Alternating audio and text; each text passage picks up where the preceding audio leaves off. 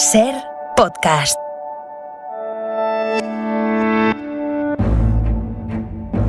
Ser Historia. Cadena Ser. Con Nacho Ares.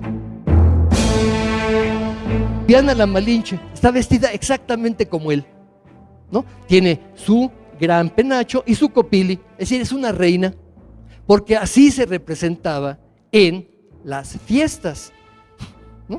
O sea, estamos aquí representando a una figura que representaba la Nueva España. La Nueva España, una figura femenina, una india cacica que tenía un copili y tenía su penacho como reina de Nueva España, comienza a asociarse con la Malinche. Y esa figura de la Malinche comienza a representarse como la Malinche histórica. Fíjense la fascinación que tenemos en este proceso de una historia que se lleva a la calle, en la fiesta, y que es la historia de la vida cotidiana, y que la gente pensaba que esa señora que bailaba era idéntica a la Malinche que recibió a Moctezuma junto con Cortés.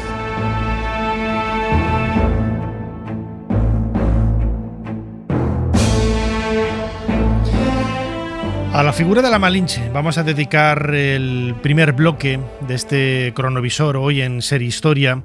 Escuchábamos ahora en la voz del doctor Antonio Rubial García en un fragmento de una conferencia sobre la conquista de México de Citibanamex, hablando precisamente de esta mujer. Nació hacia el año 1500, murió hacia el año 1530 y se convirtió en un icono del mundo puente, ese mundo horquilla entre el aspecto más indígena del antiguo México, la Nueva España del siglo XVI, y precisamente la conquista de los españoles. Es un personaje fascinante al que muy pocas veces se le ha dedicado, yo creo, que el tiempo de divulgación y de investigación que requería, y a ella, como decía ahora, vamos a dedicar el primer bloque del programa, pero como siempre será uno más entre muchos otros temas que intentaremos hacer con ellos un poquito más de historia.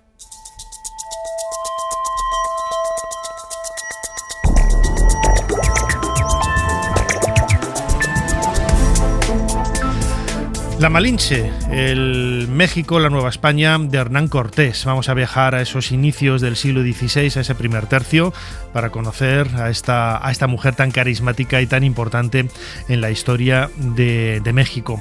Luego hablaremos también de vietnamitas contra Franco, vietnamitas que no tienen que ver nada con la gente de Vietnam. Las vietnamitas eran esas máquinas utilizadas para hacer panfletos ilegales.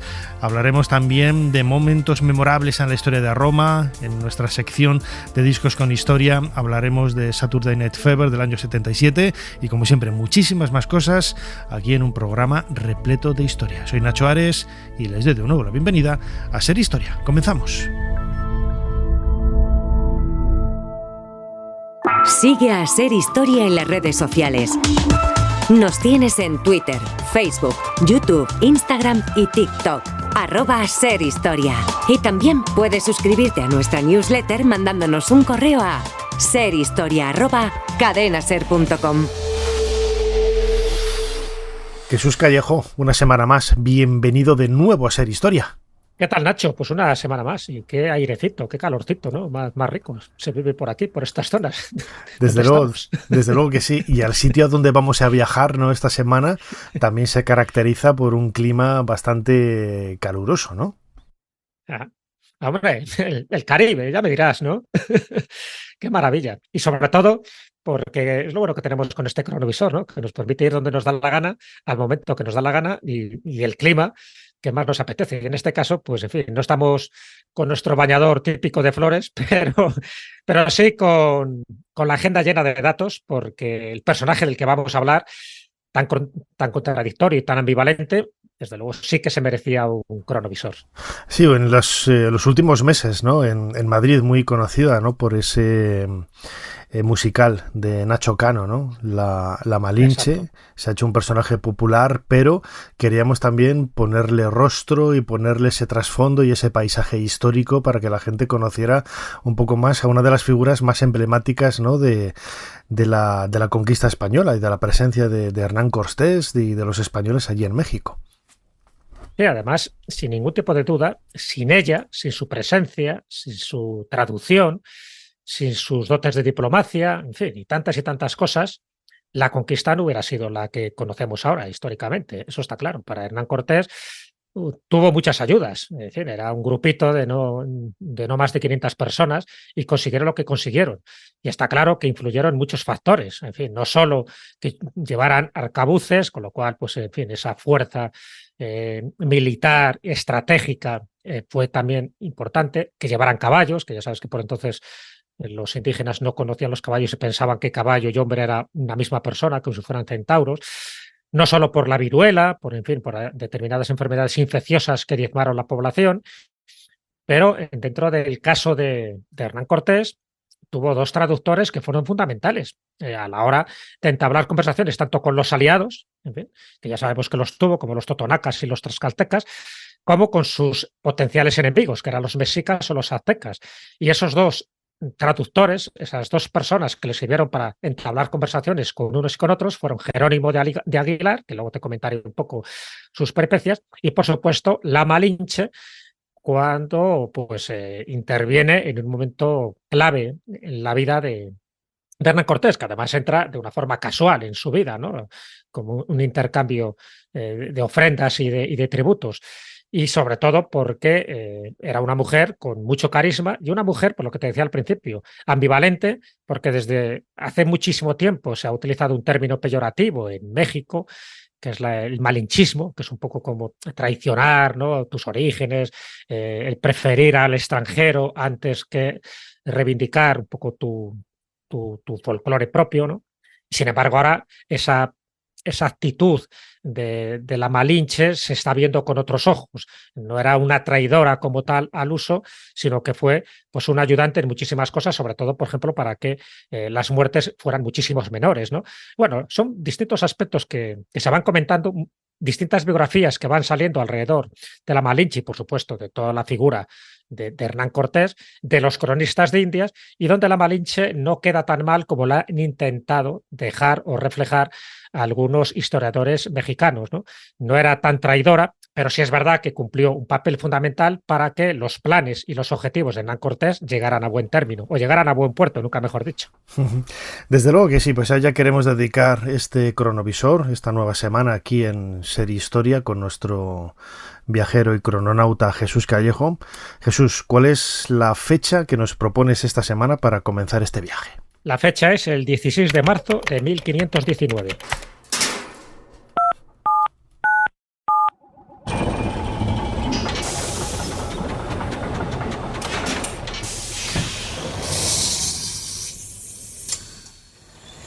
Adelante, pasen. Jesús Callejo les está esperando junto al cronovisor.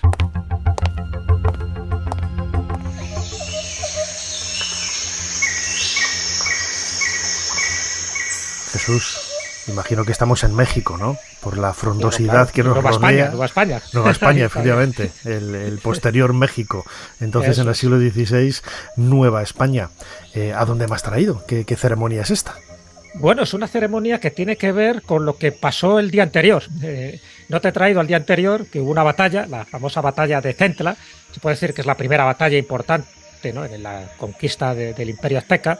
Y en esta batalla de Centla, donde bueno, pues este contingente de españoles, junto con totonacas y tlaxcaltecas, pues están luchando ni más ni menos contra los mayas chontales del cacique Tabascú. Tabascú es lo que luego da nombre a Tabasco, en fin, a esta zona de México. Y ahí se entabla una batalla, en principio desigual en cuanto a contingente, porque estamos hablando de 40.000 indígenas que se habían juntado de 8 provincias cercanas contra 410 españoles. En fin, como ves, ahí un poco la cosa estaba complicada, y es verdad que tenía también ayuda también de otros aliados, ¿no? Pero bueno, como españoles 410, al final la derrota de los indígenas fue aplastante, hasta el punto de que parece que hubo 800 muertos, ni más ni menos, y solo 3 españoles. O sea que para que veas un poco la diferencia, es verdad que los arcabuces y la caballería española pues fue fundamental en este caso. Bueno, ¿qué ocurre? Estamos al día siguiente, en fin, han sido vencidos los mayas chontales, y ¿qué es lo que hace el cacique Tabascú? Pues ofrecer, a modo de ofrenda, a modo de tributo, una serie de obsequios a los españoles. Y en este momento estamos aquí, ¿no? Se ve que hay todos unos embajadores enviados por Tabasco, llegan al campamento español y llegan, como ves, con distintas prendas, con distintos tributos para pagar la derrota. Y entre estos obsequios vemos que hay pues un juego de mantas, hay joyas de oro, de jade, de turquesa, hay pieles de animales, hay animales domésticos también, plumas de aves preciosas, de aves exóticas que los españoles no habían visto nunca. Y aparte de todo esto, hay 20 jovencitas que se van acercando, semidesnudas, entre las cuales viene una muy especial para Hernán Cortés, todavía él no lo sabe, pero bueno, de alguna forma queda prendado de ella, que sería la Malinche. ¿Vale? Esta Malinche, que es nuestra protagonista, es la que junto con otras 19 forman parte de ese obsequio de esclavas, ¿no? Porque por entonces parece que era lo normal. Ten en cuenta que la Malinche ya había sido esclava antes de este cacique del que estamos hablando, o sea que no era una integrante de la tribu, no era una integrante de ese mismo poblado. Ya ella estaba allí como esclava porque la había vendido ni más ni menos que su propia madre. Bueno, pues todo esto es lo que sirve en este momento clave para que la Malinche tenga su protagonismo en la historia. Hasta ese momento prácticamente era desconocida, como te puedes imaginar. ¿Y qué es lo que hacen con todas estas jovencitas, con todas estas esclavas? Bautizarlas, porque ya sabes que, es verdad, las toman carnalmente, te puedes imaginar la época en la que estamos viendo, y para eso hay que bautizarlas, porque claro, no es lo mismo que sean cristianas que no sean cristianas, todas ellas acceden a ser si bautizadas. Se peca, porque, bueno, hay que pecar en condiciones, ¿no? Se peca en condiciones, efectivamente, y luego se confiesa uno. Pero claro, para estas esclavas, y esto es lo paradójico, para ellas parece que el trato que van a recibir de los españoles era mejor que el que estaban recibiendo con este cacique tabascú. Y son bautizadas, y el nombre que recibe en ese momento Malinche, que por cierto, no se llamaba Malinche en aquel momento, el nombre de Malinche es un poco una deformación que se le da de Malinali, que es como ella se llamaba, pero claro, al decir ella Malinali, parece que no sabía interpretar bien y dijo Malinche. Pero cuando la bautizan, no la bautizan como Malinche, sino la bautizan como Marina. Y con el tiempo, esta Marina, gracias a sus servicios, gracias a que ella conoce 2 idiomas, ella conoce el maya y conoce el nahual, pues va ganando prestigio no solo entre Hernán Cortés, sino también entre todo el ejército de Hernán Cortés, y la van llamando Doña Marina, es decir, como un título de respeto, a pesar, ya te digo, de que no solo pasa por manos de Hernán Cortés, sino también por manos de otros capitanes. Uh-huh. Hay que tener en cuenta que ella, bueno, los datos biográficos que hay de ella son muy escuetos. La mayor parte de la documentación con que contamos viene del relato de Bernal Díaz del Castillo. Siempre que digo este nombre me acuerdo de lo mismo, porque en la Universidad de Valladolid, donde tú y yo estudiamos, el aula donde pasé más tiempo quizás en todo el curso, los 5 años de carrera, el aula Bernal Díaz del Castillo. Y siempre nos acordamos los compañeros que nos seguimos viendo de aquella época de este nombre, ¿no? Y gracias a Díaz del Castillo pues conservamos ese relato biográfico de esta joven que debió de nacer hacia el año 1500 y falleció hacia el 1530. No hay fechas exactas de nacimiento ni de muerte, pero que marcó un poco, ¿no? Por lo que nos cuenta Bernal Díaz del Castillo, esa historia de la conquista. Sí, la marcó decisivamente, está claro, porque, a ver, lógicamente Hernán Cortés no conocía para nada ni el nahual ni el maya. Es verdad que por entonces se servía de Jerónimo de Aguilar. La historia de Jerónimo de Aguilar también es muy curiosa, ¿no? Porque tanto él como Gonzalo Guerrero se puede considerar el padre del mestizaje, pues bueno, tuvieron un naufragio en las costas de Jamaica, estamos hablando del año 1511, se salvan solo 20 personas, en fin, son apresados y esclavizados por distintas tribus, entre ellos con los indios cocomes, en fin, tiene una historia Jerónimo de Aguilar y Gonzalo Guerrero tremendo. De esos 20 solo sobreviven 2, ¿vale? Y de esos 2, pues bueno, van haciendo pues sus argucias y su ingenio para que no sean asesinados o para que no sean sacrificados en algún ritual, y sobreviven.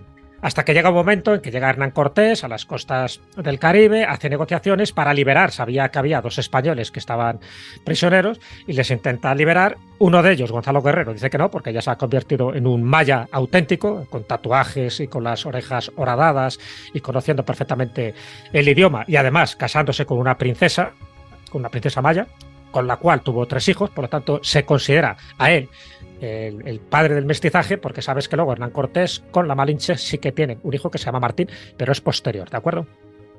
Y bueno, Jerónimo de Aguilar sí que acepta estas negociaciones y se va con Hernán Cortés, y a Hernán Cortés le viene fenomenal porque empieza a servirle de traductor. De hecho, en esto que estamos comentando, cuando él se encuentra ya con la Malinche y ya la incorpora, ¿no?, a su séquito, evidentemente, pues sirven un poco para que vayan traduciendo. Entonces, claro, la traducción es curiosa porque no todos ellos saben el mismo idioma. Lo que hacía Hernán Cortés era dirigirse en español a Jerónimo de Aguilar, a su vez le traducía en maya para Marina, y Marina hablaba en lengua nahual, por ejemplo, con los emisarios de Moctezuma, porque con Moctezuma al principio se convierte en una especie de aliado. Moctezuma le llena de halagos porque sabe perfectamente que Hernán Cortés ya había oído hablar de la victoria de Centla y no quería que le ocurriera lo mismo. Así que Cortés a Jerónimo de Aguilar a Marina, y Marina en nahual a Moctezuma, y primero por supuesto, a los enviados y a los emisarios. Y son los primeros encuentros que se hacen cerca de Veracruz, antes de llegar a Tenochtitlán, al Imperio Azteca. Así que para que veas un poco el cambalache, pero fueron fundamentales estas 2 personas, fueron fundamentales. ¿Y quién lo cuenta todo? Pues evidentemente Bernard Díaz del Castillo, que en su crónica pues es donde va recogiendo todo tipo de testimonios.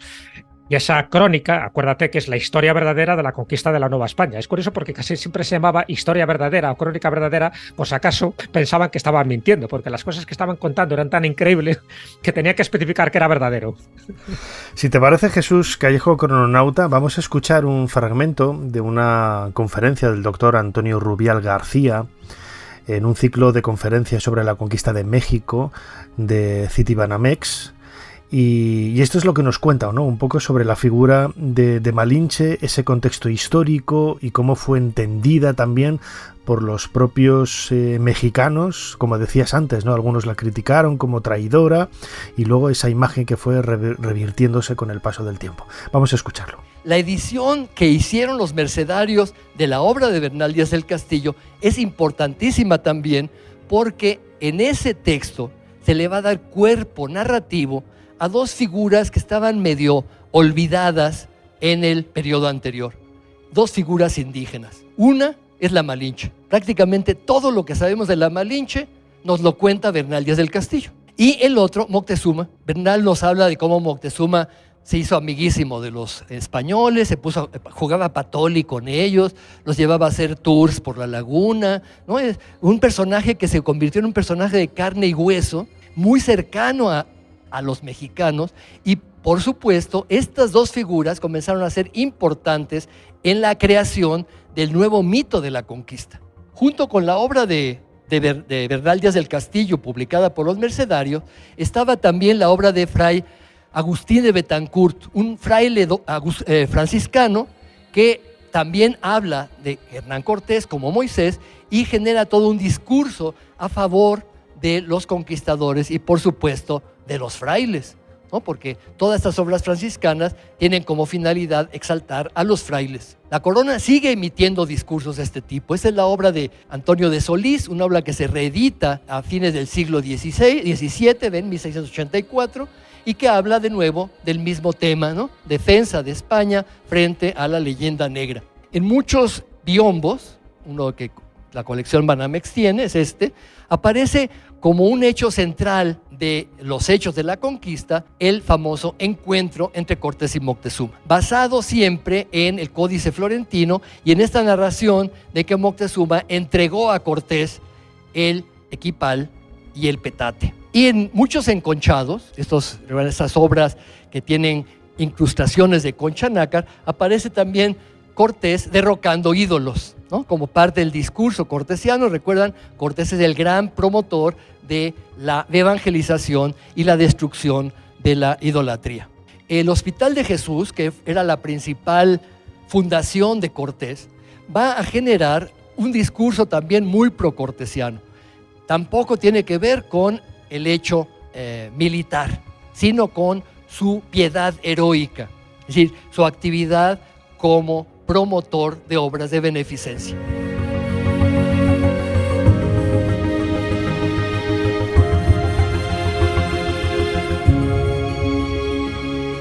Jesús, escuchábamos, como decía ahora, a Antonio Rubial García, hablando de la Malinche y algunos aspectos culturales que chocan muchísimo, ¿no? O sea, la pregunta de siempre es cómo debieron de ver los indígenas la llegada de los españoles, casi como verdaderos astronautas, ¿no? Con esas corazas plateadas, esos yelmos, esas embarcaciones.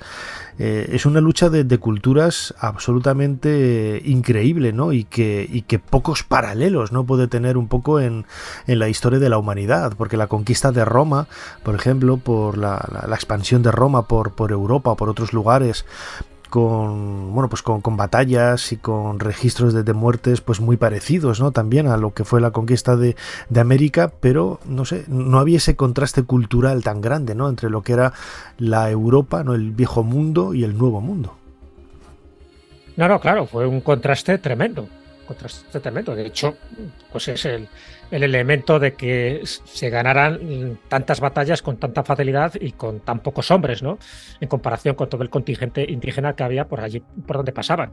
Claro, no olvidemos de que cuando llega Hernán Cortés estamos hablando de un imperio azteca que estaba subyugando a todos los pueblos cercanos que había, con lo cual, en fin, no había una unión entre ellos y por eso tiene tantos aliados como los que acabo de comentar, de los totonacas y los tlaxcaltecas, ¿no? De los totonacas llega a tener hasta 400 hombres y de los tlaxcaltecas ni más ni menos que 3.000.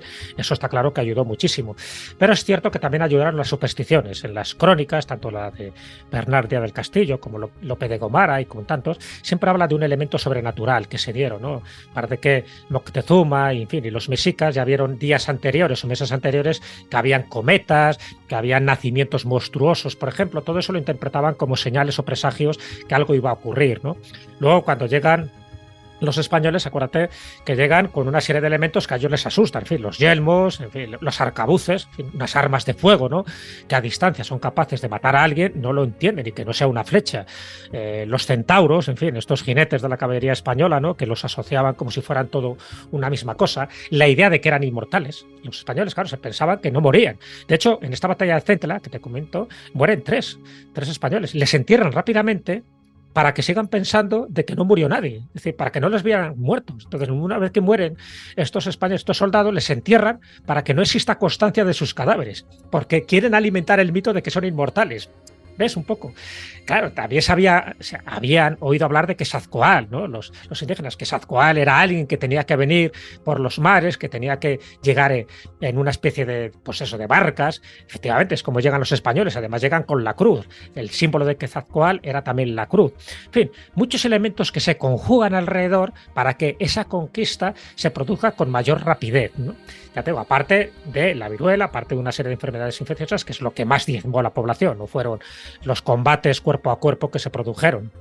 Entonces, todo eso hizo que los españoles en un principio tuvieran un aura de dioses, de personas semidivinas que venían allí para restablecer un nuevo orden. Entonces, por una parte les ayudaron y por otra parte, claro, los que menos les querían ayudar eran los mexicas, los aztecas, porque ya tenían un imperio consolidado, tenían un imperio del terror. Entonces fueron los que más se opusieron, a pesar de que Moctezuma II en un principio intentó estar a bien, ¿no?, con Hernán Cortés. Luego ya sabes que Pedro de Alvarado, que era un poco descerebrado y tal, la fueron liando y al final se creó pues la Noche Triste y ahí casi mueren todos los españoles, sencillamente por una mala estrategia, por una mala forma de contactar con ellos, porque se pudo haber conquistado Tenochtitlán perfectamente con menos muertos, con total seguridad.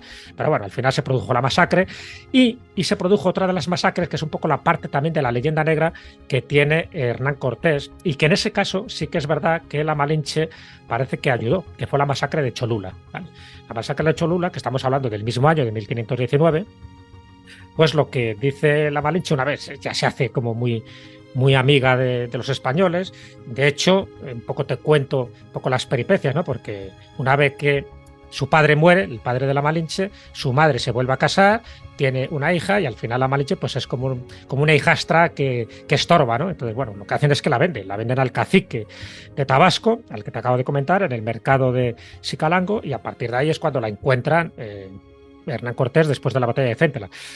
¿Qué es lo que hace Hernán Cortés al principio con la Malinche? No se queda con ella a nivel de amante, ¿no? A nivel carnal, sino que se la pasa a uno de sus capitanes, que es Alonso Hernández Portocarrero, ¿vale? Ahí ya está ella como marina. Portocarrero al final tiene que ir a España, se queda libre y entonces dice Hernán Cortés, me la quedo yo, se queda con la Malinche. Fruto de eso, de esa relación que tuvo, él estaba casado, te puedes imaginar, ¿no? Estaba casado con Catalina Juárez, o sea que, pero no tuvo ningún problema de hacerse con multitud de amantes, no solo él, sino prácticamente pues todos los soldados que había allí. Entre otras cosas porque se las ofrecían, literalmente, todos los caciques les ofrecían a sus esclavas para que folgaran con ellas. ¿Cómo van a decir que no? Claro, no, o sea, estaban casados, pero ¿cómo van a decir que no? Meses fuera de su casa, pasando todo tipo de penalidades. Bueno, en fin, sabemos un poco cómo era la mentalidad de aquel momento. Claro, ¿no? Que sí, lo digo de broma. Y sí. Hernán Cortés con ella tiene a Martín, ¿no? Que dicen que es el primer mestizo, y no es verdad, como te he comentado, con Gonzalo Guerrero. Bueno, ¿qué ocurre? Que la Malinche, que doña Marina, le comenta a Cortés y le avisa de que hay una peligrosa emboscada que los cholultecas, es decir, los de Cholula, les están preparando. Entonces, Hernán Cortés le dice, pues muy bien, se van a enterar. Estamos hablando de más de 6.000 personas de Cholula que estaban preparándose para crear esta emboscada y arrasar con estos 400 españoles, ¿no? Aparte, ya te digo que había tlaxcaltecas. No lo consigue porque este aviso desata una represalia, y esta represalia contra los cholultecas por parte de Cortés consigue de que haya 6.000 muertos en prácticamente 2 horas. Bueno, la batalla de Cente la duró solo 1 hora, te puedes imaginar, prácticamente 2 horas, y estamos hablando de octubre de 1519.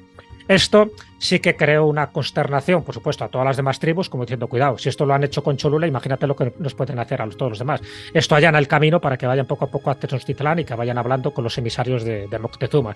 Pero es cierto que esta matanza, sí es cierto estos datos que nos dan, y claro, y uno de los que los da es Bernal Díaz del Castillo, desde luego fue una auténtica masacre, ¿no? Morir 6.000 personas, yo creo que era innecesario. Tenemos en este proceso de una historia que se lleva a la calle, la fiesta, y que es la historia de la vida cotidiana, y que la gente pensaba que esa señora que bailaba era idéntica a la Malinche que recibió a Cortés, a Moctezuma junto con Cortés. ¿Sí queda claro? Claro, entonces el discurso criollo está insistiendo en que Moctezuma y la Malinche, los reyes de México, hicieron un pacto con la corona, y la corona está traicionando ese pacto. Vamos a ver, en el siglo XVIII se van a dar 2 discursos paralelos.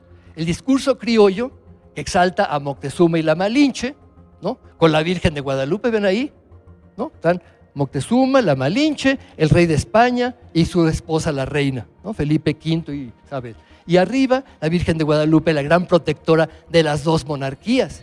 Nueva España es una monarquía a la altura de la monarquía española. Vean en las famosas procesiones de Corpus en todo el territorio, es lo único que unifica todo el territorio. Hemos visto la figura de Cortés o de la Conquista, es una figura propiamente de la Ciudad de México. En cambio, la figura de Moctezuma y la Malinche aparece en todas las fiestas, llega hasta los más recónditos lugares de Nueva España, en esta forma, en las danzas de los 4 continentes. Es una imagen que representa el traslado de la Virgen de Guadalupe a su nuevo santuario, pero estas imágenes son imágenes de las procesiones de Corpus. Tenemos, por ejemplo, en Yucatán, en la rebelión de Jacinto Canec se dice que él es la reencarnación de Moctezuma. ¿Qué tiene que ver Moctezuma en Yucatán? O en las rebeliones yaquis, en el norte, Moctezuma está presente en las rebeliones. Ese Moctezuma es el Moctezuma criollo, el Moctezuma que ven todos los días en la fiesta del Corpus. Y Moctezuma y la Malinche entonces se van a convertir en los reyes de México. Este discurso contrasta con el discurso de la corona. Vamos a ver cómo, junto con este discurso de pactismo, también la nobleza indígena comienza también a emitir esos discursos de pactismo. Pero curiosamente, muchos textos de la nobleza indígena, están asociados con la conquista como un hecho fundador. Si siguen con el discurso del siglo XVI, porque a los indígenas les conviene mostrar que son aliados de la corona. Recuerdan, en este momento la corona está emitiendo una gran cantidad de leyes que están limitando tanto a los criollos como a los indígenas.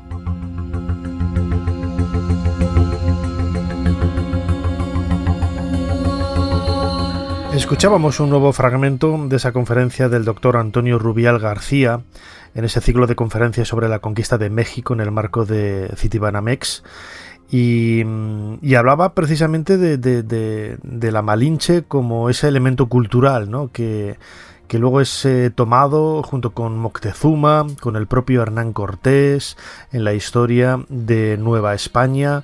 Me llama mucho la atención, ¿no? Esa idea que los españoles quisimos vender también en aquella época. Hay que verlo todo en el contexto del momento de Hernán Cortés, como si fuera Moisés, ¿no? Una especie de líder espiritual del grupo que iba cristianizando allá por donde iba, y la Malinche y Moctezuma, que en un principio, sobre todo la Malinche, claro, participan en representaciones de ella posteriormente, ¿no? En todas las festividades del Corpus, es decir, como muy asimilada ya, ¿no? a esa mezcla, a ese mestizaje entre españoles e indígenas en Nueva España, ¿no? Lo que es hoy México. Ese es quizá otro de los aspectos más singulares, ¿no? Eso de Hernán Cortés como Moisés a mí me rompe un poco todos los esquemas, claro. Sí, pero es por esto que te acabo de comentar, porque los ven como dioses, claro, y el líder era Hernán Cortés, por lo tanto, pues este es el dios de los dioses, este es el que más manda, ¿no?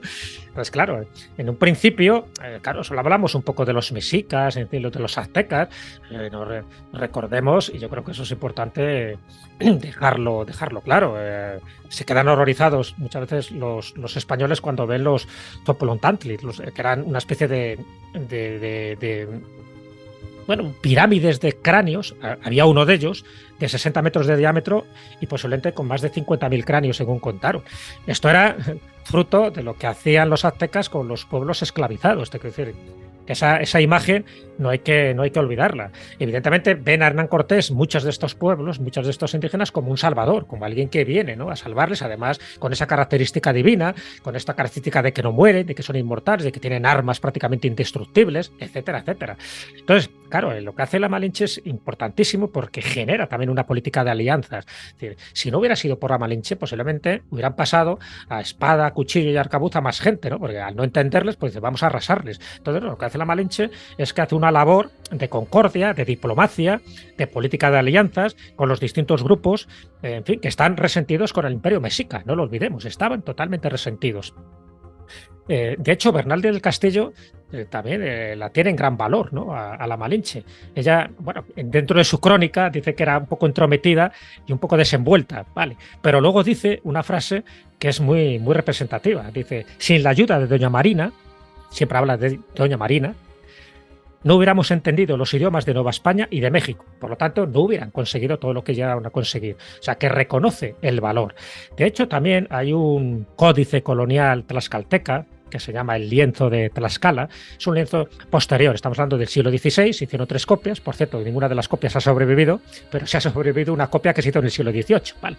Bueno, pues en este códice colonial de Tlaxcalteca se le ve a Doña Marina junto con Hernán Cortés, es decir, teniendo un papel protagonista allí en todas las negociaciones, ¿sabes? En todas las alianzas que se hacía, ahí estaba Doña Marina. Y por supuesto los consejos que decía los aceptaba Hernán Cortés. ¿Cómo no los va a aceptar sabiendo, ¿no? Que sabía el náhuatl, que sabía el maya, pero no solo es porque supiera estos 2 idiomas, sino porque tenía, bueno, lógicamente aprendió el castellano, sino porque tenía también unas dotes de convicción, unas dotes carismáticas que servía un poco pues para que las cosas no llegaran a más, ¿no? Para que no llegara la sangre al río. Y eso es un mérito que hay que reconocerlo, y eso lo reconocen los historiadores como Hugh Thomas, por ejemplo, ¿no? Que han analizado la conquista y han analizado la figura de la Malinche. Entonces, todo este tipo de cosas son las que hacen que a día de hoy se haya revalorizado la figura. ¿No? Sí.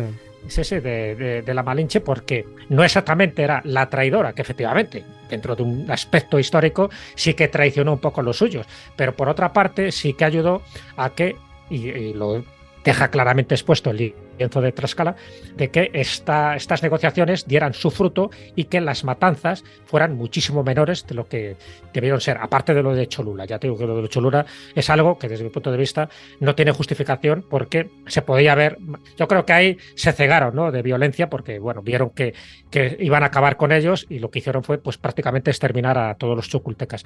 Pero salvo eso, la labor que hace Doña Marina, incluso posterior, porque no lo olvidemos, estamos hablando de una etapa que luego ella continúa, porque una vez que cae Tenochtitlán, la labor de Doña Marina, de la Malinche, es fundamental, porque no solo nace su hijo Martín Cortés en el año 1522, la conquista y la caída de Tenochtitlán es un año anterior, ¿vale?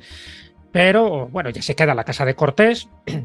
Le construyó además una casa específica, ¿no?, para que ella viviera con su hijo.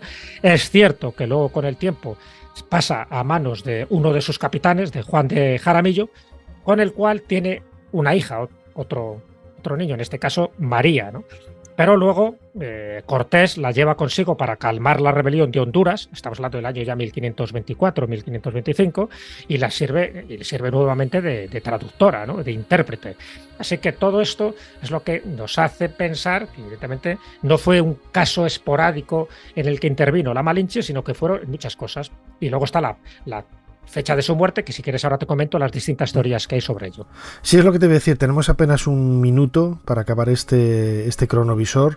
Ella falleció hacia el año 1530, sabemos que es posterior al año 1529 y hay mucho misterio, ¿no?, alrededor de cómo acabó. Claro, es que ahí se barajan como dos fechas, ¿no? Por una parte, fíjate, si pensamos que nació en 1500, estamos hablando de una jovencilla. De hecho, dicen que pudo haber muerto alrededor de 1529 por una epidemia de viruela que hubo precisamente en esa fecha. Entonces, bueno, esa podría ser una de las fechas probables, 1529 con 29 años. Pero Sir Hugh Thomas, este historiador británico, en el libro de la conquista, habla que la fecha probable de su muerte pudo haber sido 1551. Y lo deduce por cartas que él descubrió en España y que se refieren a ella como aún viva en el año 1550. O sea, que si fuera así, pues es verdad que tuvo una longevidad mucho mayor. Lo que pasa es que todo ese periodo último de su vida no tenemos constancia, no tenemos ningún dato, no sabemos lo que hizo o lo que no hizo. Pero se barajan esas dos muertes, o 1529 como consecuencia de la epidemia de viruela, o hasta 1551, según estas cartas que encontró Hugh Thomas.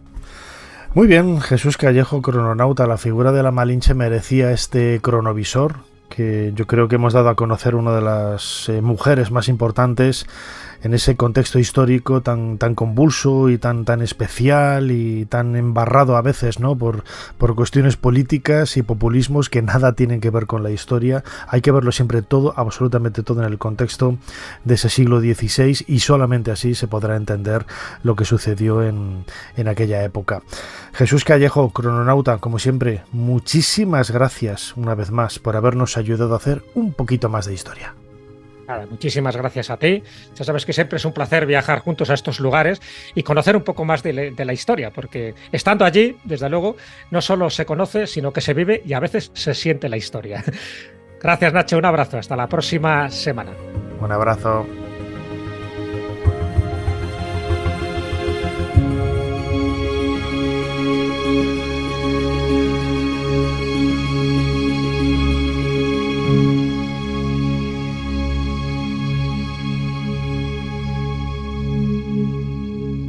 El trabajo de Sir Leonard Woolley quedó empañado por el hallazgo casi simultáneo de Tutankamón en Egipto. Sin embargo, Leonard supo transmitir como nadie su entusiasmo por la arqueología. Así lo hizo al menos conmigo. Además, la arqueología fue toda una fuente de inspiración para algunas de mis novelas de misterio, como Muerte en el Nilo, Asesinato en Mesopotamia o Cita con la muerte. Ser Historia con Nacho Ares. Todo lo que quisiste saber de la historia, la madrugada del sábado al domingo, en la cadena SER. En España, jóvenes periodistas, artistas y músicos intentan crear una nueva escena. Son los años de las matinales de música moderna del Circo Price. La algarabía de gritos y jaleos es ensordecedora. Pero esos conciertos chocan con la moral y los valores franquistas, y tras 15 sesiones, el gobierno echa el cierre a las matinales del Price. Pero los excesos son siempre censurables. Allí donde le llevan conducido, se encontrará en compensación silencio y soledad. La televisión es otro emblema de esos años. Durante los 60, desplazará a la radio como el vehículo de entretenimiento preferido por los españoles.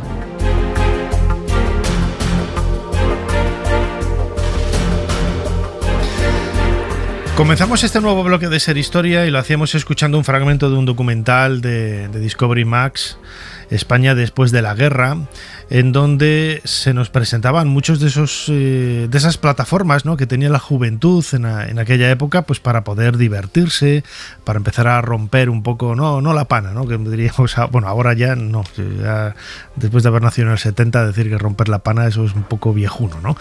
Pero hablar precisamente de esas nuevas formas de diversión, de esa transgresión, de esa rebeldía y claro, quizás desde el punto más abierto, de ese paisaje social más abierto, las protodiscotecas, los bailes públicos, etcétera, tienen un lado quizás que es el visible, del que escuchábamos en este fragmento del documental de D-Max, haciendo también referencia, ¿no?, a esos nodos, algunas voces del nodo, pero también había una forma de transgresión por debajo, ¿no?, de una manera mucho más subrepticia y pues, con una implicación incluso política, social, pues totalmente preclara, ¿no? Ahí no había cortapisas para lanzar un mensaje transgresor contra esa sociedad franquista después de la guerra civil en la década de los años 50, 60 y 70, ¿no?, hasta llegada la transición. Sobre la mesa tenemos el último libro de Jesús Martínez, publicado por Cátedra, Vietnamitas contra Franco. Lo estábamos comentando ahora a micrófono cerrado.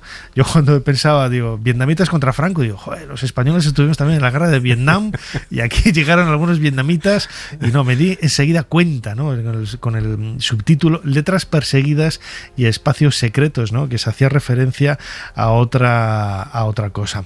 Jesús Martínez, bienvenido a Ser Historia. Muchas gracias. Las vietnamitas, ¿qué son las vietnamitas? No tiene nada que ver con las mujeres de Vietnam, ¿no? No, es evidente, absolutamente nada que ver.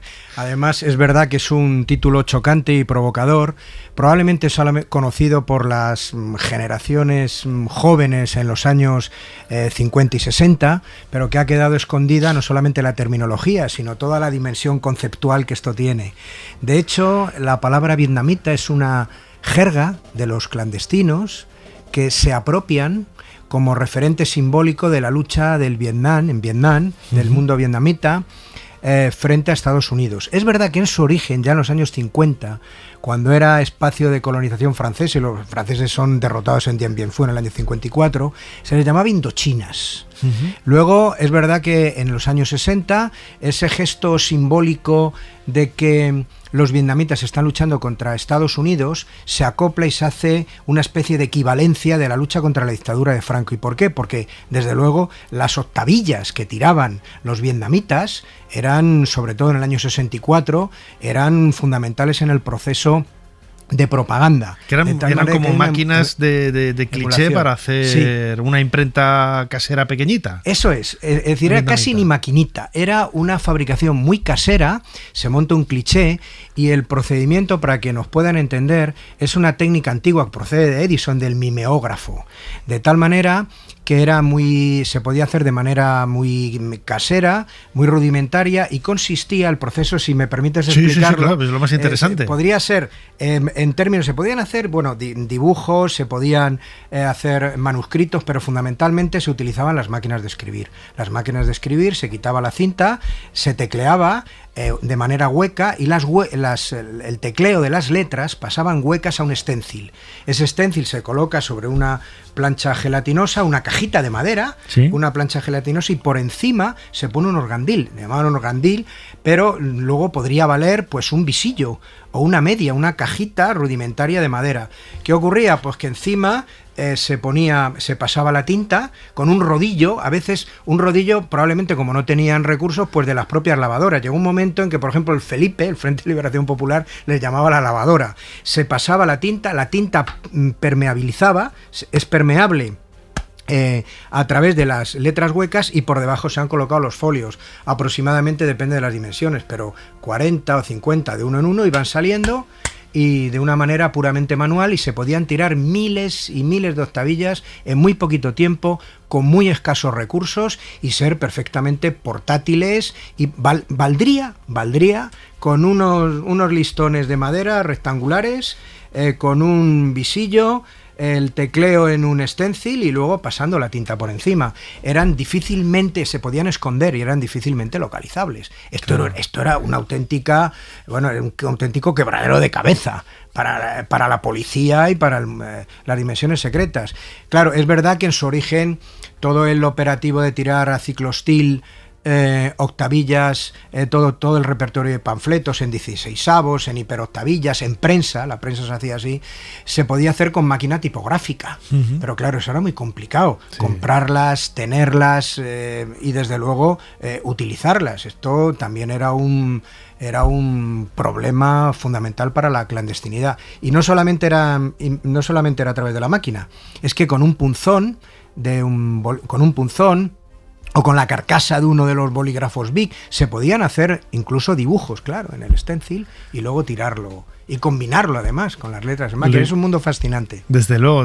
Lo importante de todo ello, yo creo que es el trasfondo con el que hay que quedarse cuando hablamos de esas vietnamitas contra Franco, porque es masculino o femenino, los o las vietnamitas. Le llamaban las vietnamitas, ¿no? Porque se refiere a la maquinita de fabricación casera.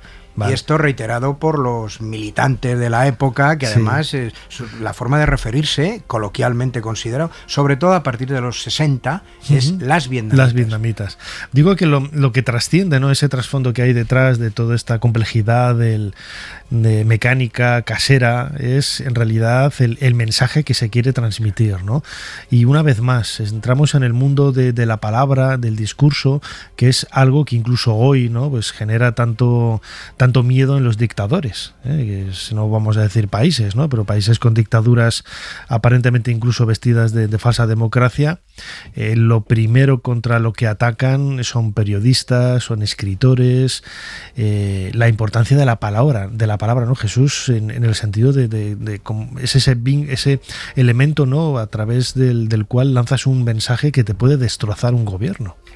Efectivamente, era el gran temor, el quebradero de cabeza, era las dificultades para controlar el poder de la palabra escrita y sobre todo la fuerza de lo prohibido. Son los mensajes. Cuando antes que muchas veces, incluso ahora, ¿no?, cuando tú lees cualquier cosa en internet, está escrito y parece ya que tiene un respaldo, ¿no? El hecho de estar escrito es un respaldo de realidad, de verdad, de verosimilitud, ¿no? Que luego a lo mejor es una estupidez. Y a lo mejor muchas de estas cosas que se ponían en los panfletos, ahora lo queríamos comentar, son cosas que dices ahora, Dios mío, ¿cómo se está defendiendo el estalinismo, ¿no? ¿Cómo se está defendiendo cosas que dices en aquella época estaban normalizadas, pero que el hecho de estar escrito le da cierta verosimilitud, ¿no? Es una fuente de autoridad. Claro. Esto procede de una lógica además de siglos anteriores, lo referencial, lo que está trasladado, sobre todo esto desde el mundo de la imprenta, el nacimiento de la imprenta. Esto permite que lo que está escrito es una fuente de autoridad, independientemente luego de la interpretación que se quiera ver. Claro, con lo que nos encontramos aquí, antes cuando yo estaba intentando retratar cuáles eran las características técnicas, cómo se hacían, de dónde viene el nombre. Es verdad que yo utilizo una palabra como aquello de fascinante, pero no quisiera trasladar una lógica solo de curiosidad, de anécdota, de fascinante, porque detrás hay un mundo con unas fuertes implicaciones sociales y políticas. Esto solamente es la superficie o la forma de expresar una cultura de la clandestinidad y sobre todo el miedo a ese poder de la palabra escrita que tiene la propia dictadura, que en realidad lo que están haciendo las vietnamitas, difícilmente controlables como uno de los medios de difusión, es el miedo, es decir, están rompiendo, están abriendo contradicciones y rompiendo la faceta más querida por la dictadura, que es el orden público. Claro, esto no era una cuestión puramente marginal. Esto lo que está desvelando son contradicciones y tensiones de una extraordinaria envergadura. Y luego la adrenalina, ¿no?, también que genera en el propio transgresor, el hecho de estar haciendo algo prohibido, ¿no? Con lo que dar a entender un mensaje, ¿no? Un mensaje, pero claro, esto yo muchas veces lo digo, es una especie de vida, es una cultura de la clandestinidad, porque no es una cuestión puramente del riesgo, de aventurarse, no es una cuestión solo de aventura, es una cultura de clandestinidad, formas de vivir, formas de ser, de tal manera que, claro, ese mensaje de vidas dobles, claro, no solamente es un riesgo, sino esto es una cosa muy seria, y tan seria como cuesta la vida. el hecho de tirar octavillas cuesta la vida. Sí, hay fotografías en el libro donde sale gente lanzando los panfletos, ¿no? En mitad de la calle, aquí en el centro, muy, muy cerquita en Gran Vía, donde estamos ahora mismo haciendo este programa, ¿no? Y dices, santo Dios, vaya bemoles, ¿no? Que tenía la gente de poder hacerlo. Es arrojo, pero sobre todo, claro, esto llevaba es verdad que siempre los clandestinos tenían una visión distorsionada de la realidad, en el sentido en el que decían, bueno, pues la dictadura va a caer, pero en la práctica sí que estaban socavando la lógica del régimen. Tengo esto en cuenta que además no solamente eran militantes, sino eran rebeldes, transgresores, eran vecinales, vecinos, obreros, estudiantes, que no necesariamente estaban organizados. Hay uno muy divertido que es uno de los que más me ha gustado a mí, ¿no? Ese arte español del siglo XVII, hablando de Velázquez, que en realidad dentro de lo que hay es el manifiesto de Stalin, ¿no? Sí. Me parece buenísimo. Esto no solamente fueron las vietnamitas, sino otras formas de producción. Claro, el libro entiende en un mundo mucho más profundo, amplio y heterogéneo. Se retratan los libritos con cubiertas falsas.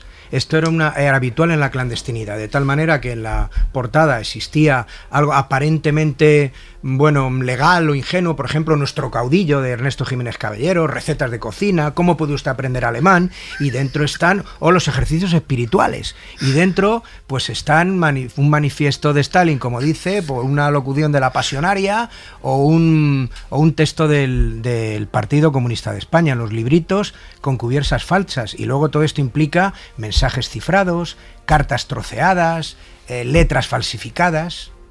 Y uno de los fenómenos, si me permite, desde luego yo creo que más importantes de todo ello eran los clandestinos de los clandestinos en las cárceles. Porque hacían, claro, ahí no podían utilizar ni tenían vietnamitas, pero sí hacían periódicos a mano de apretada caligrafía, con color, únicos y repetibles, que son auténticas obras de arte en términos de clandestinidad, y sobre todo por las condiciones en las que se hacían, los periódicos manuscritos en las cárceles. Y todo ese material, ¿cómo se distribuía? Es decir, hay una manera muy sencilla que ya hemos comentado, ¿no? El lanzarlos por la calle. Y lo tomas del suelo, lo lees, y si te gusta lo guardas. Incluso ya el propio hecho de guardarlo ya parece que te están observando los grises, ¿no? O quien fuera, ¿no? Y imagino que sería todo... Es un mundo muy, muy oscuro y muy turbio y muy atractivo al mismo tiempo, ¿no? Pero ¿cómo se transmitían, cómo se distribuían estos mensajes, estos libros? ¿Dónde estaban? ¿En las librerías normales con esas...? Depende de la naturaleza de esa cultura impresa, porque claro, en el libro va desde los libros proscritos y prohibidos, pasando por todas las octavillas y desde luego por carteles, pegatinas, hasta los propios murales o haciendo pintadas. Claro, los procedimientos de difusión fueron siempre con una extraordinaria imaginación y sobre todo con una evidente destreza. Lo que entraba y salía de la cárcel, lo que cuento en el libro, podía pasar en las peanas de algunas figuritas de madera, en los capachos de la comida, hasta en la ropa de un bebé, es decir, los procedimientos hasta en los tubos de la pasta de dientes. Los procedimientos eran muy diversos. Es verdad que las octavillas que se tiran con las vietnamitas, efectivamente son vietnamitas, lo produce. El contenido son los panfletos, pero la fórmula de distribución es la tirada, y la tirada de alguna manera pues es la posibilidad misma de que tirándolas arriba y desviando la propia octavilla la atención, uno puede esconder perfectamente la mano, pasar desapercibido. Y luego las letras falsificadas pues con mucha pericia, las formas de quedar, las formas de pasarlo muchas veces a partir del buzoneo, dejándolas en los mercados, en los aledaños de las fábricas, es decir, los procedimientos tuvieron una evidente imaginación. Uh-huh.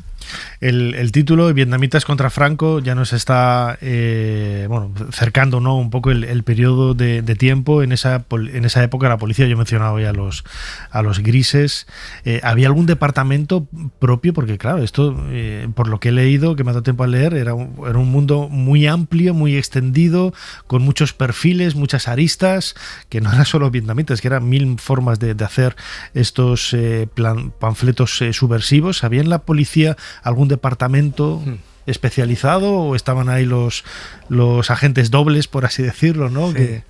Bueno, la estructura del espionaje siempre dependió de la sección tercera de Alto Estado Mayor, precisamente hasta que en el año 68, precisamente por la agitación universitaria, se crea, sobre todo por Carrero Blanco, la Organización Contrasubversiva Nacional. Pero quien tiene la responsabilidad de la localización, la persecución, es la Brigada Político-Social, la social, que se crea en 1941, la Ley de Seguridad del Estado. Entonces es la social los que de alguna manera se infiltran, toman contactos y acaban intentando desmontar todo el aparato de propaganda, que en realidad el aparato de propaganda es la columna vertebral de todas las organizaciones.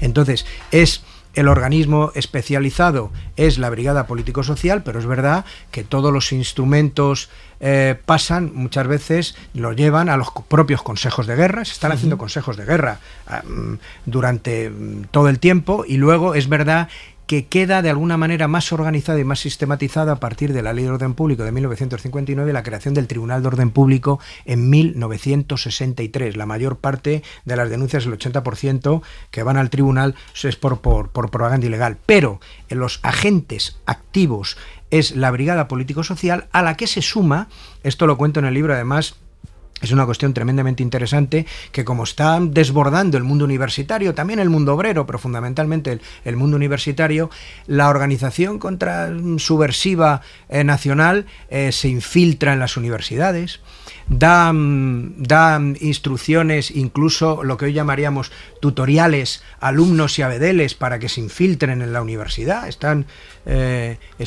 actuando para chivatos, detectar, ¿no? Los chivatos que se llamaban, para entendernos.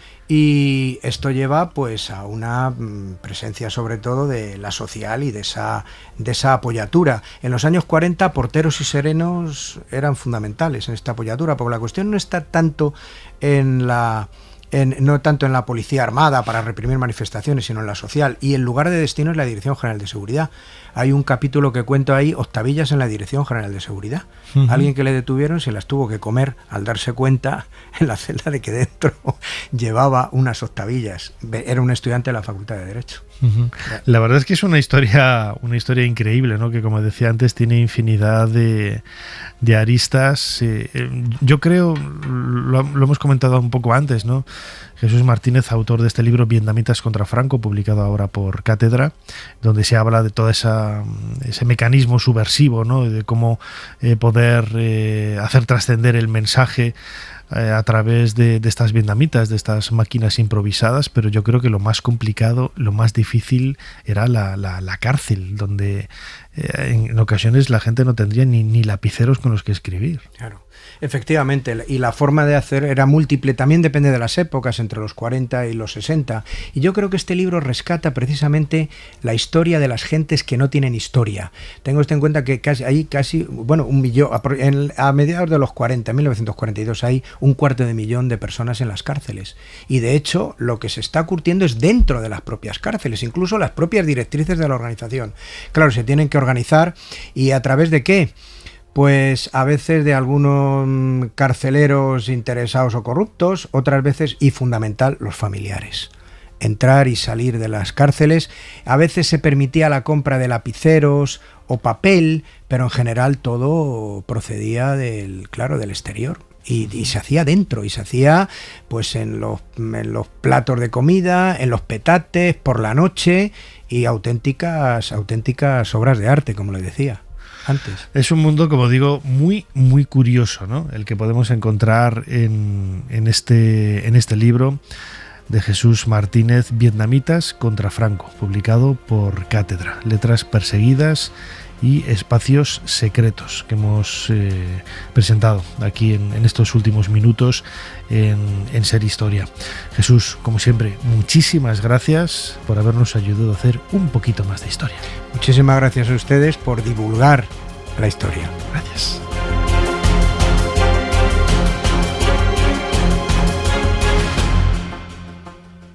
Cambiemos de registro aquí en Ser Historia, nunca mejor dicho, porque ahora nos vamos a las pistas de baile de finales de la década de 1970. Miguel Lázaro, nuestro compañero, en su sección Discos con Historia, nos hace viajar al año 1977 para disfrutar de Saturday Night Fever. 15 de noviembre de 1977. Falta un mes para que se estrene la película inspirada por el artículo publicado por Nick Cohn en la revista New York, titulado Ritos tribales del nuevo sábado por la noche. En un movimiento inusual, RSO Records decide sacar antes de la película el doble álbum con la banda sonora, y el resto es historia.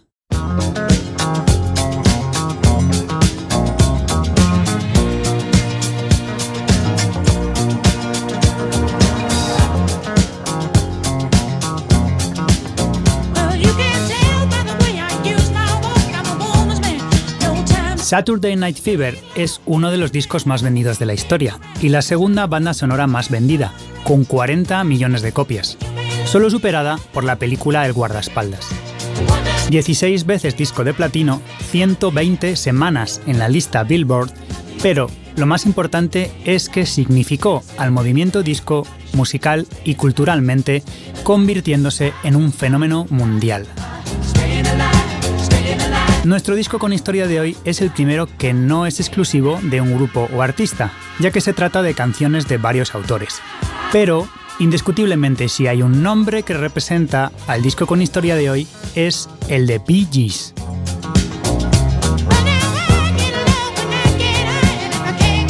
Staying Alive, Night Fever, How Deep Is Your Love, More Than a Woman, junto a If I Can't Have You, fueron compuestas por los tres hermanos Gibb para la película, a las que se unieron Gibb Talking y You Should Be Dancing, que habían sido compuestas con anterioridad.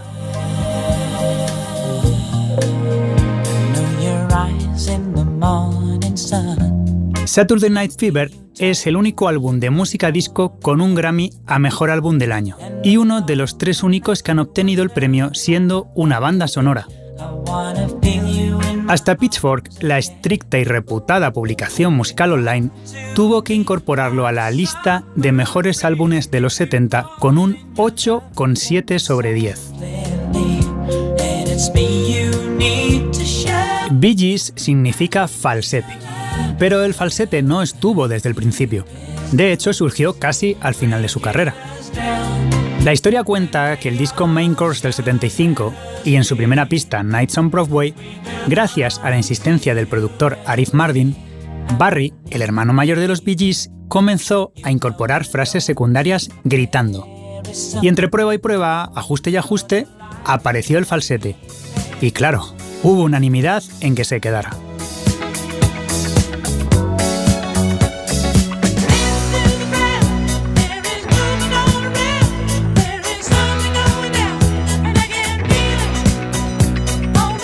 Pero vamos con la música. Staying Alive abre el disco con un bloque rítmico, melódico y armónico perfecto. Pega continuamente sin bajar de intensidad. Pero lo que desde luego impacta cuando te lo cuentan es que la batería es un loop de 2 compases que se repite sin parar, generado artesanalmente por los ingenieros pegando una cinta en círculo. How Deep Is Your Love es la balada en la que el teclista Blue Weaver, que ya había aportado mucho al sonido de los hermanos, se inspiró tocando en el mismo piano en el que Chopin había tocado, en Château de Gouville, el mismo lugar en el que Elton John había grabado Honky Chateau.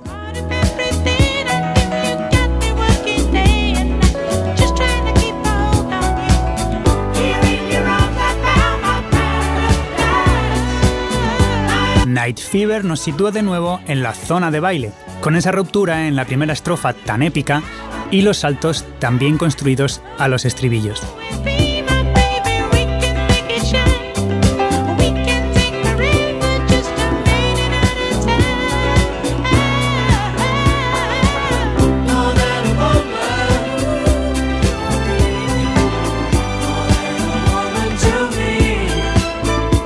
More Than a Woman cierra los primeros y más representativos 4 primeros temas del disco, al que acompañan otras fascinantes pistas como la versión de la quinta de Beethoven de Walter Murphy, pasada por un impactante filtro disco, con un alucinante clavinet marcando el flujo funk, o Night on Disco Mountain, basada en Night on Bald Mountain de Mussorgsky. Open Sesame de Kool and the Gang, Boogie Shoes de Casey and the Sunshine Band o la tremenda Disco Inferno de The Tramps completan el álbum.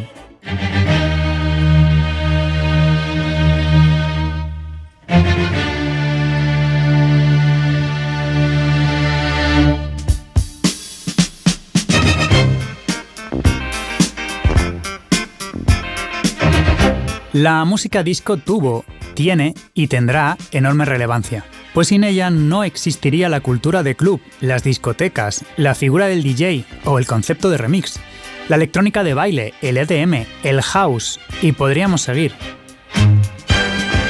Pero la música disco murió, entre otras cosas, de éxito. Todo se empezó a pasar por su filtro, todo valía y el desastre de calidad musical y técnica estaba servido.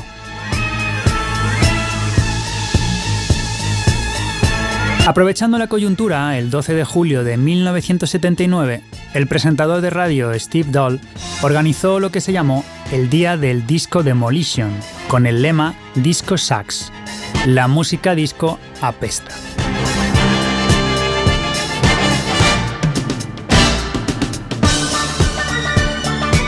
Era una invitación a la quema de vinilos de música disco. Se hizo en el estadio de béisbol de Comiskey Park en Chicago y acabó en un caos total, con todo el mundo invadiendo el campo, destrozos, policía antidisturbios y mucho, mucho odio.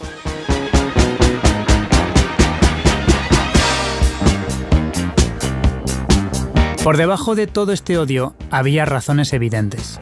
El movimiento disco surgía del Black Power, de los club gays y muchas canciones eran cantadas por mujeres. Así que muchos hombres blancos y heteros se sintieron amenazados por su tríada tenebrosa: negros, gays y mujeres.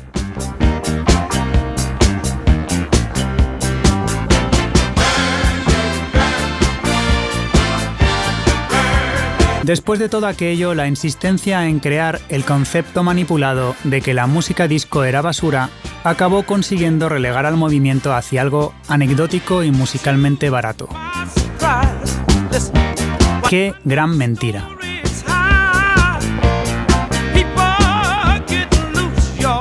Y qué gran verdad que el tiempo pone cada cosa en su lugar. Solo hay que paladear los ritos tribales del nuevo sábado por la noche en cualquier ciudad actual para darse cuenta. Puedes compartirme los tuyos en miguellázaro.com y gracias por escucharme.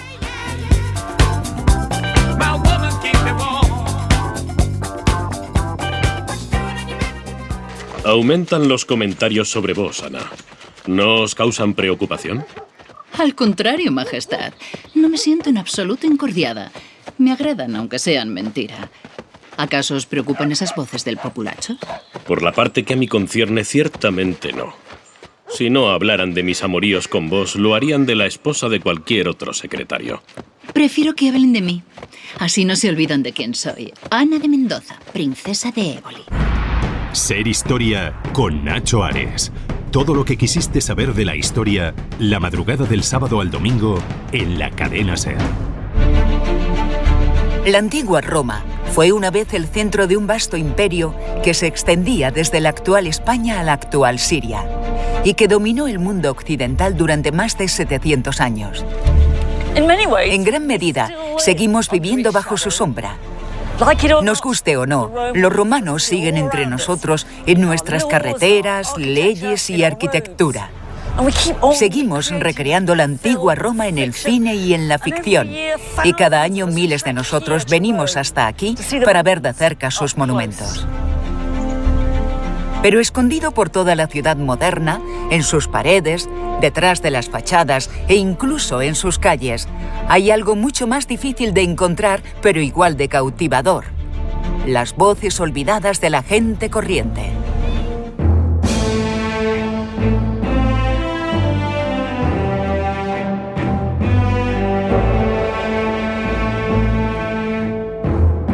Continuamos en Ser Historia y lo hacemos con uno de nuestros invitados, por lo menos personalmente, favoritos.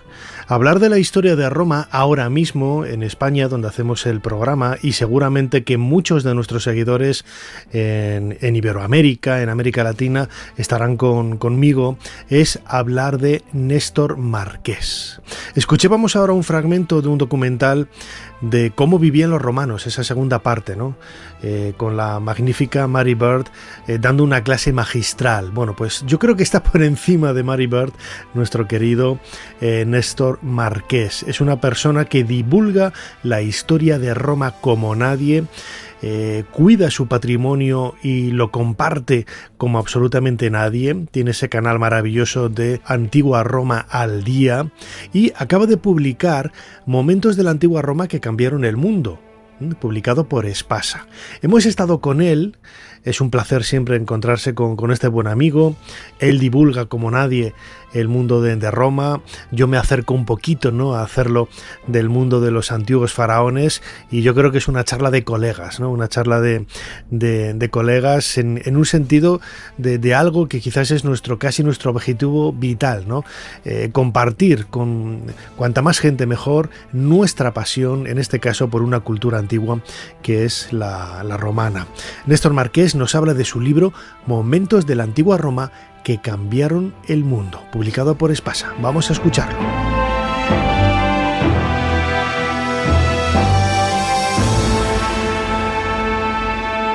Néstor Marqués, bienvenido de nuevo a Ser Historia. Salve, Nacho, muchísimas gracias. Así me gusta ese saludo romano. Néstor, ¿cómo llegas tú a la historia de Roma? A mí mucha gente me ha preguntado muchísimas veces cómo llego yo a Egipto. Bueno, pues hay infinidad de vicisitudes, ¿no? Pero ¿tú cómo llegas a Roma? Pues yo creo que es una mezcla de muchos factores al final, ¿no? Pero realmente tú piensas que yo soy segoviano. Entonces, ver el acueducto de Segovia desde chiquitito, pasar todos los días por debajo de los arcos para ir al cole, pues al final eso se te queda dentro. Y a todos los segovianos nos enorgullece mucho nuestro acueducto. Un acueducto, por otra parte, que es muy de pueblo, todo hay que decirlo, porque un romano de la capital vería eso y diría, madre mía, los pueblerinos que no usan ni el ladrillo ni el hormigón para construir, pero bueno, esto lo puedo decir yo porque soy segoviano, pero eso se te queda, ¿no? Y al final ese interés en conocer un poquito más y en descubrir quién eran aquellos que lo construyeron, y sobre todo fomentado pues por mi padre, por mi madre, por mi familia, que me ha llevado a museos, a yacimientos desde muy chiquitín, pues mira, ha desencadenado esto, ¿no? Y yo creo que eso es increíble porque es una pasión, y cuando es lo que te apasiona lo que haces, se nota y le vas a poner todas las ganas, y realmente ahí es cuando vas a hacer disfrutar a la gente, que es al final lo que yo intento. Hay mucha gente que te conoce, bueno, no solamente has estado muchas veces aquí en Ser Historia, ¿no? Pero divulgas muy bien, lo haces de una forma fantástica con tus redes sociales, tus canales de YouTube, con esa Roma antigua al día. También tiene mucha fuerza, ¿no?, el poder de la divulgación. Estoy convencido de que hay, aunque tú trabajas también casi como museógrafo, ¿no?, con muchas instituciones, entre ellas el Museo Arqueológico Nacional, seguramente que has recibido alguna pullita del mundo académico, de gente que es muy purista y no le gusta que un advenedizo, entre comillas, un intruso, vaya a hacerle sombra, ¿no? Eso me ha pasado a mí con el mundo de Egipto, imagino que con Roma te habrá pasado, ¿eh? No hace falta que digas nombres, ¿eh? A ver, es verdad que siempre va a haber gente que no esté conforme con lo que tú haces, ¿no? Es normal. No le puedes gustar a todo el mundo. Llevo ya 11 años, acaba de hacer el proyecto de Antigua Roma al día, y aprendes en ese tiempo que eso, no le puedes gustar a todos, ¿no? Y habrá a quien no le gustes por lo que tú decías, ¿no?, por una suerte de elitismo en la que solo ciertas personas tienen la virtud para poder divulgar. Y luego también, por otro lado, habrá quienes pues te envidien por donde estás o simplemente desprecien los mensajes que tú estás generando. Vete tú a saber por qué razones, ¿no? Porque pueden ser muchísimas. Pero es verdad, y eso hay que valorarlo también. Yo creo que el mundo académico cada vez más está entendiendo, ha cambiado y está entendiendo que esto es necesario. Lo fundamental y lo digo siempre, a mí me da igual que una persona tenga un título o no lo tenga, que tenga un doctorado, que tenga un máster, a mí eso me da igual. A mí lo que me importa es entender que esa persona sabe investigar, saber que esa persona tiene un método detrás, que sabe cómo llegar a hacer una buena divulgación, porque la divulgación sin el rigor no es nada, con lo cual, si una divulgación está basada en ese rigor, adelante, y yo invito a todo el que quiera divulgar que lo haga, pero desde el rigor, nunca inventándose, nunca tratando a la gente como si no pudieran entender las cuestiones más complejas, porque yo siempre lo he dicho, ¿no? Algo no es complejo, solo hay que explicarlo bien y todo el mundo lo va a entender, y yo creo que ese es el sello de mi divulgación desde hace muchos años y creo que de momento va bastante bien.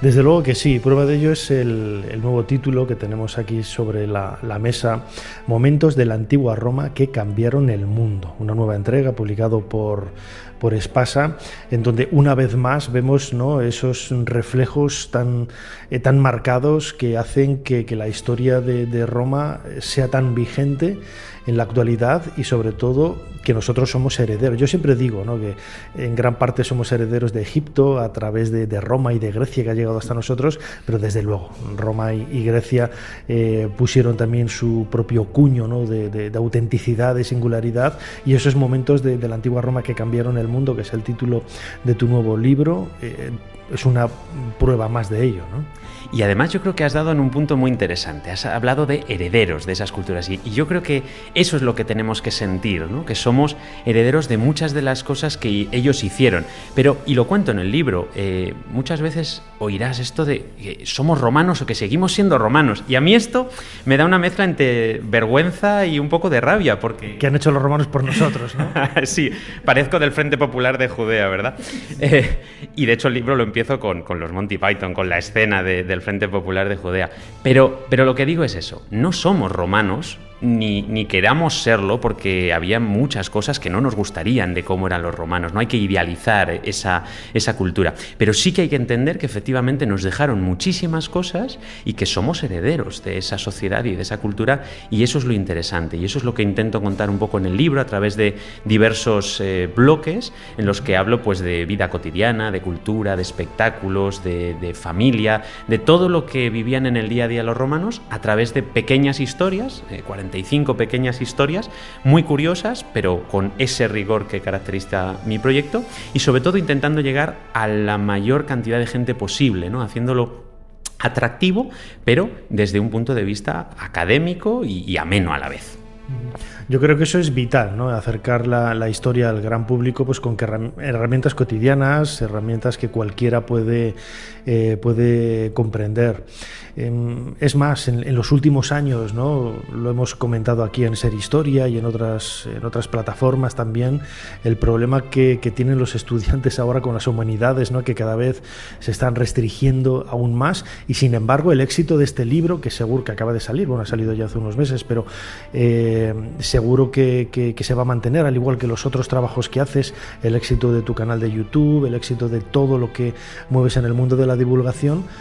Por el contrario, dice, los políticos parece que están dejando de lado el mundo de las humanidades, pero la gente reclama y consume humanidades a cascoporro. Y se nota muchísimo, ¿no? Yo creo que cada vez más. Y yo creo que especialmente mundos como el romano, como el egipcio, en tu caso, yo creo que están muy de moda porque la gente necesita conocer lo que ha venido antes que nosotros, porque realmente es una curiosidad que tenemos innata. Y precisamente por eso yo cada vez lo veo más, especialmente ahora en el canal de YouTube, que lo he un poco relanzado hace un año y está teniendo unos resultados espectaculares. La gente se siente cercana a lo que le cuentas. Yo voy paseando por las calles de Pompeya vacías, voy explicando, y a la gente eso le llena por dentro y le apasiona, ¿no? Y quiere sentir ese pasado que está muy presente entre nosotros. Y precisamente por eso yo creo que es tan importante que, si desde ciertas instituciones no se están alentando las humanidades, si no se les está dando un poco el foco que requieren, al menos que nosotros, que estamos aquí por esa pasión, se lo demos e intentemos que cada vez más la gente lo demande, para que quizá en un futuro volvamos a ponerlas en su lugar. Y quizás esa demanda se sustenta en elementos muy tangibles, ¿no? Es decir, cuando hablamos de Roma no solamente contamos con las fuentes, que es algo básico, ¿no?, para conocer en sus propias palabras, ¿no?, cómo fue la historia, en este caso de Roma, pero en momentos de la antigua Roma que cambiaron el mundo, lo explicas muy bien, hay también objetos materiales que te trasladan en el tiempo esa cotidianidad y te das cuenta de que hace 2000, 2500 años, en la época republicana o en la época imperial, un poco antes, los romanos eran prácticamente igual que nosotros.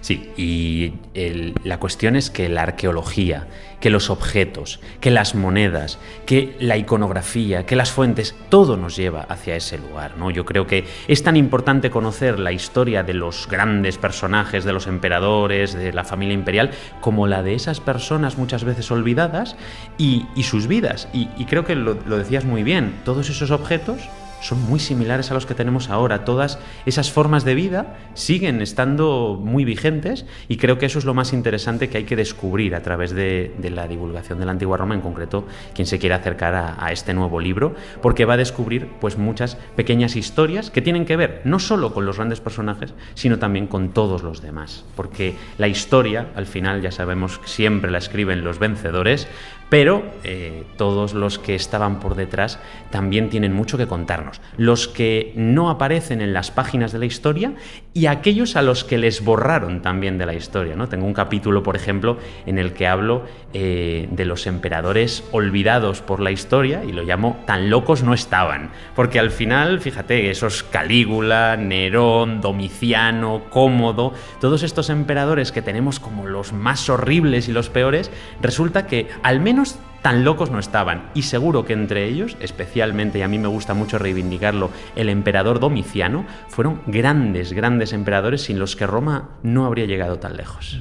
Tenemos por esa leyenda negra, por ejemplo, lo comentabas ahora, la figura de Nerón, ¿no? Nerón ha pasado a la historia como el que incendió Roma, un loco, un absolutamente ido, y sin embargo, yo no soy experto, ¿no?, pero hablando con otros historiadores, creo que también lo comentábamos contigo en alguna otra entrevista aquí en Ser Historia, Néstor Marqués, Nerón, quizá, si no el mejor, fue uno de los mejores emperadores que pudo tener Roma, uno de los mejores gobernantes. Claro, todo depende de a quién le preguntes, porque al final quien desprecia a un gobernante como Nerón es el Senado. Es verdad que a Nerón le hubiera gustado ser más cantante, actor, músico, eso era lo que él disfrutaba realmente, pero oye, le tocó ser el emperador y lo hizo lo mejor que pudo. Realmente, cuando se desató el gran incendio de Roma en el año 64, que él no provocó, esto vamos a dejarlo claro, efectivamente, intentó ayudar a la ciudad desde el primer minuto. Él estaba en Antium, en la ciudad de donde él nació, y volvió rápidamente, fletó barcos que iban por el Tíber cargados de materiales para ayudar y se volvían llenos de escombros para desescombrar los edificios que se habían derrumbado por la ciudad. Y sí, construyó un gran palacio, la Domus Aurea, en el centro de Roma. Y siempre vemos la cara negativa, ¿no? Destruyó muchas casas que se habían quemado y tomó para el Estado una gran cantidad de terreno, pero lo que no se dice es que esos jardines inmensos de la Domus Aurea estaban también abiertos a la ciudadanía, porque al final Nerón era uno de esos emperadores a los que le preocupaba más el pueblo que esos senadores, esos aristócratas rancios que ya llevaban muchos años sin tener verdadero poder. Uno de los capítulos de tu libro Momentos de la Antigua Roma que cambiaron el mundo es este que tengo aquí delante, Sucesos extraños. Yo, como he trabajado muchos años en Cuarto Milenio y me encanta todo el mundo del misterio, esto se me han ido los ojos ahí. Hablas también de dinosaurios y otros monstruos en el Palacio Imperial. Yo recuerdo un trabajo que fue publicado en castellano pues hace unos 20 años, ¿no?, de una investigadora sobre las referencias a fósiles y dinosaurios en cerámica griega, ¿no?, que ellos lo interpretaron como dragones o seres mitológicos, ¿no? Van por ahí un poco los tiros, ¿no? Efectivamente. Estamos hablando de que ya los romanos tenían relación con fósiles, especialmente fósiles antiguos, ¿no?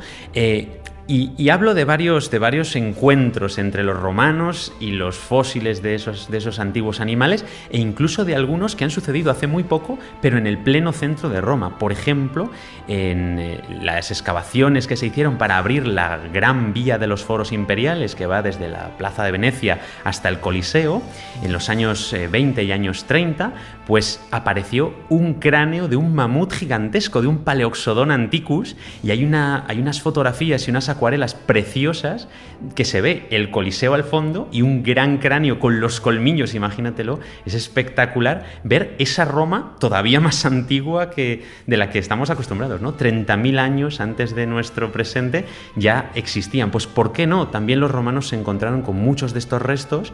Eso sí, no los interpretaron ni como dinosaurios ni como antiguos animales, sino que en algún caso incluso, y es el que cuento en este capítulo, se pensaron que eran antiguos gigantes que habían poblado la tierra.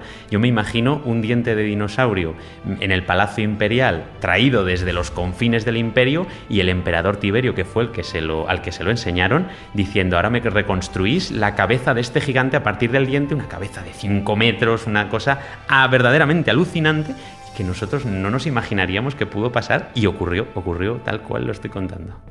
Es muy curioso, ¿no?, ver cómo con el paso del tiempo la interpretación de estos materiales cambia, ¿no? Otro de los capítulos, por ejemplo, está dedicado a la ingeniería.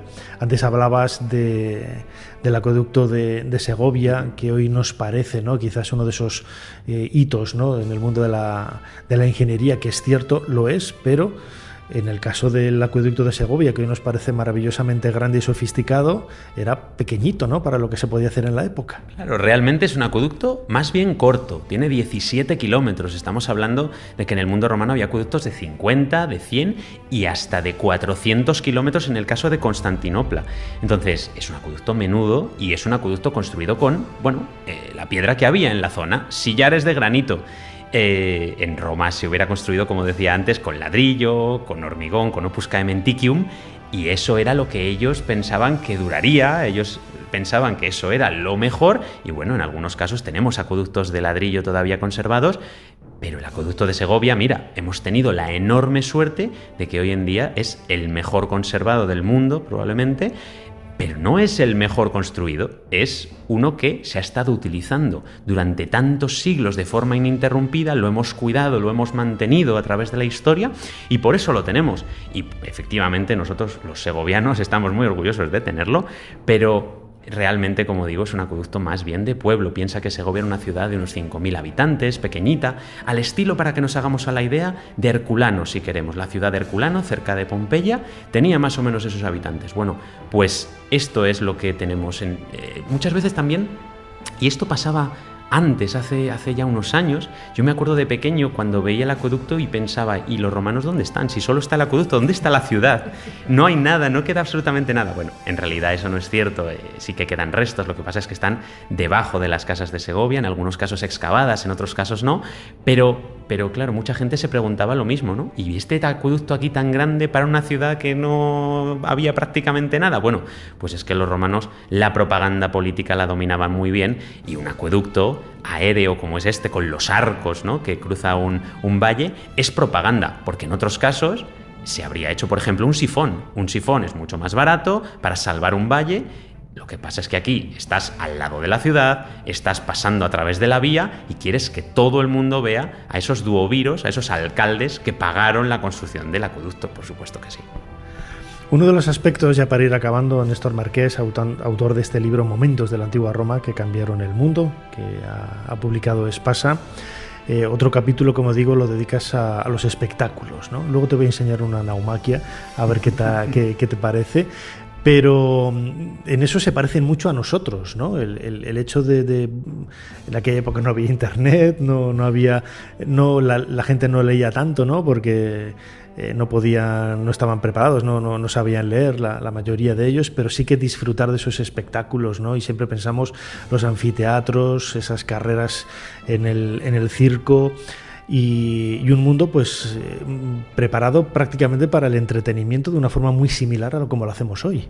Claro, y además hay que pensar también que no todos los espectáculos son iguales, ¿no? Tenemos las carreras en el circo, los gladiadores o los combates contra animales, las cacerías en el anfiteatro, los juegos skaenikios, es decir, las representaciones teatrales en el teatro, pero es que algunos de ellos son privados, algunos de ellos son públicos, y no debemos olvidar, y esto es muy importante, que aquellos que son públicos, el teatro y las carreras de carros, son la forma más fácil de venerar a los dioses, y esto es fundamental para el Estado, ¿no? Y por eso lo promocionaban tantísimo, y al final yo siempre pongo un poco ese símil, un poco engañoso, pero interesante, que es como decir, si hoy en día vas a ver un partido de fútbol y eso te convalida una misa cristiana, ¿no? Bueno, pues esto es un poquito lo mismo, a la gente le encanta y ellos están adorando a los dioses, pero precisamente por eso los espectáculos, los más sangrientos, ¿no? Los gladiadores, aunque ya sabemos que lo que se busca no es la sangre, sino la lucha habilidosa entre los gladiadores o la caza de los animales, pero sí que es verdad que daban pie a enfrentamientos. Precisamente en el libro cuento el que sucedió en Pompeya en el año 59, que hubo una verdadera batalla campal entre hooligans de la ciudad de Pompeya y los de la ciudad de Nuqueria, que fueron los que empezaron la revuelta, y bueno, pues les costó tener el anfiteatro cerrado durante 10 años, aunque es verdad que luego hubo un terremoto en el año 62 y vino personalmente a Pompeya el emperador Nerón con su mujer Popea y les perdonaron, les permitieron tenerlo, porque yo no sé los pompeyanos que iban a hacer sin espectáculos durante 10 años, se habrían vuelto verdaderamente locos. Vemos que no ha cambiado absolutamente nada, ¿no? Desde la antigua Roma hasta nuestros días. Eso es lo que nos cuenta un poco este último libro de nuestro invitado Néstor Marqués, Momentos de la antigua Roma que cambiaron el mundo, publicado por Espasa. Néstor, como siempre, muchísimas gracias una vez más por habernos ayudado a hacer un poquito más de historia. Muchísimas gracias a ti, Nacho.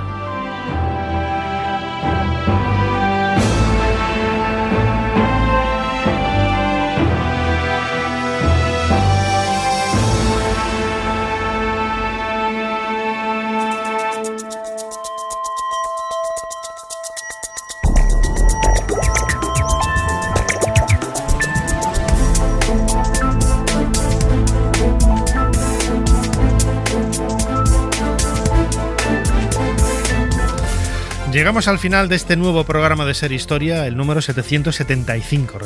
Recuerden que si lo quieren escuchar completo, lo pueden hacer a través de los podcasts de Cadena Ser, Ser Podcast. Como siempre, Fermín Agustí ha estado en la producción del programa, Chumi Rodríguez a los mandos de esta máquina del tiempo y Ana Caballero controlando las redes sociales. Delante del micrófono, vuestro humilde servidor Nacho Ares. Os dejamos con más entretenimiento aquí en la Cadena Ser. Hasta la semana que viene. Suscríbete a Ser Historia. Todos los episodios y contenidos adicionales en la app de Cadena Ser y en nuestros canales de Apple Podcast, Spotify, iVoox, Google Podcast y YouTube. Escúchanos en directo en la Ser los domingos a la 1:30 de la madrugada. Cadena Ser. La radio.